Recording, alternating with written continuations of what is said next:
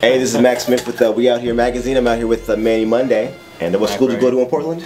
I went to Grant, so shout out to them generals out there. You already know. It's Northeast Portland.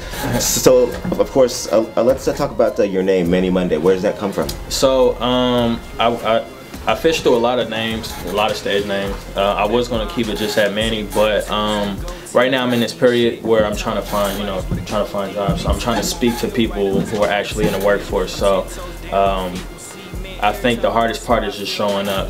You know what I'm saying? So Mondays is probably the crucial day of, the whole hard, long weekend. You know what I'm saying? You probably went out party, you know what I'm saying, got wasted, got faded. And so, it's that Monday morning, you gotta get up, you gotta go to work. So that's where the whole inspiration came from. So I just put Manny Monday, put both of those together. So that makes sense. That Monday. So of course, let's talk about OG shit. I mean, I've got to ask about that. Okay.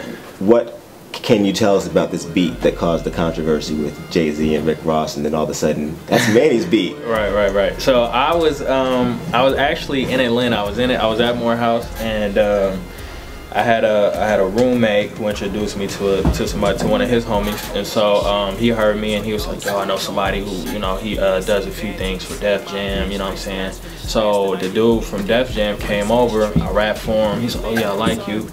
And so he shot me some beats next day, shot me a whole email full of beats. I'm like, cool.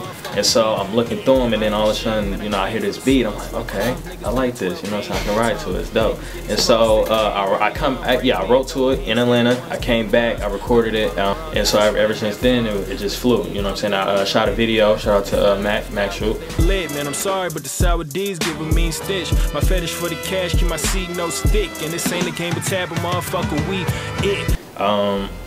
He shot the video, so I put it out, and then everybody started kind of eating it up. And then Trey, my roommate Trey Riddell, shout out to Blase, he came out and was like, yo, it's crazy, Rick Ross and Jay-Z have the same exact beat that you got. So I'm like, wait a minute. So I get to the computer and I hear it and I'm like, wow, it's the exact same beat.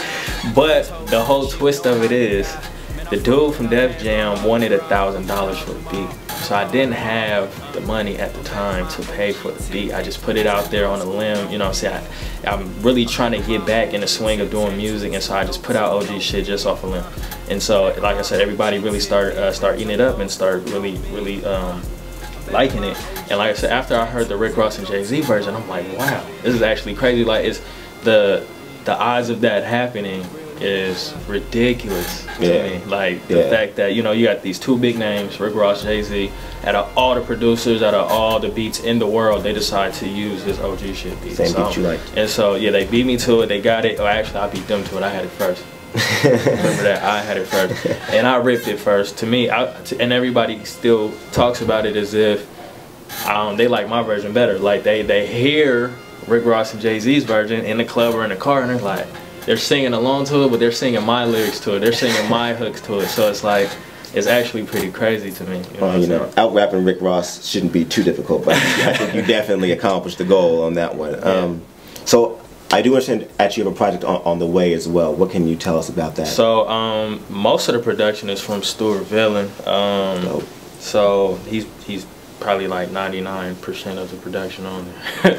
But yeah, so I have around, I have a couple tracks ready for it. I just got to put it all together for the most part. Still, the mixtape is untitled as of now, but it's definitely on the way. I'm trying to get it together as soon as possible. People are, hitting me up when it's the next song about to drop and all kinds of stuff. So of course, I mean, it's almost the end of winter here. We're turning that corner. Everybody's getting their flight plans ready for South by. What you South by? So yeah, we're definitely we're gonna be out there. We're working on that too. Shout out to you, Beth Hernandez. She's the rock of the clique. Strictly Biz. You know what I'm saying? So yeah, Strictly Biz. Shout out to her. And we're definitely trying to get those arrangements going on. So we're definitely trying to make it out. I'm hoping that me and Trey can drop projects, you know what I'm saying, before South by, so we have stuff to ship out, you know what I'm saying, to show labels and show A&Rs and hand out to people, so we can get our names out there. So, but yeah, South by is definitely in the works for sure. Definitely. You got a home studio here, well, obviously out here, in your setup. How is that? How is that for you? Does that help a lot? It's very, very, very convenient. So when I came back here, I was recording at Store Studio, and me and Trey decided to just go ahead and just do it ourselves, you know what I'm saying? So, like I said, I was in Atlanta. Trey called me from Atlanta, like, you know, with different songs, different options of songs, you know, he always hit me up. And so, when I came back home, he was like, yo, let's get a spot, let's have our own studio, and let's try to make this thing work. So, you know what I'm saying? We're here.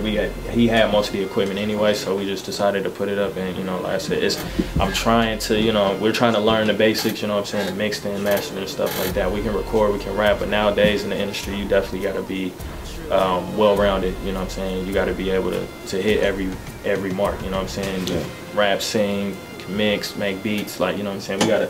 We got most of the equipment here to make beats, you know what I'm saying. So we're just trying to learn all the basics that we can. So it's convenient, we can record and we can learn what to do. You know? Well, it sounds like rappers are becoming more of a complete artist, so that's not really a bad thing. You know, it's just more of the, I guess, the progression of the sport. You definitely got to be versatile in the industry nowadays, so you know what I'm saying.